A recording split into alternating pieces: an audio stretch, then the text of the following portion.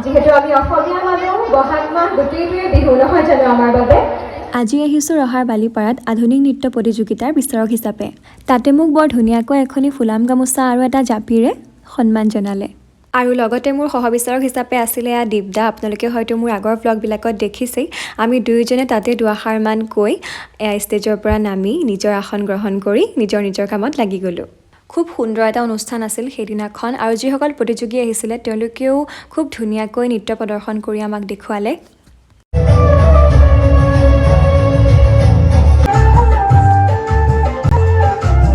এয়া ৰাতি 2 বজাৰ দৃশ্য।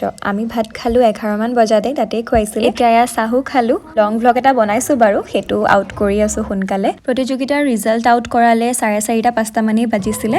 তাৰপিছত কমিটি মানুহখিনিয়ে আমাক অকণমান নাচিবলৈ জোৰ কৰাত আমি ষ্টেজৰ ওপৰত উঠি দুয়োজনে নাচিলোঁ সকলোৰে লগত। আজিলৈ আহিছোঁ, বাই বাই।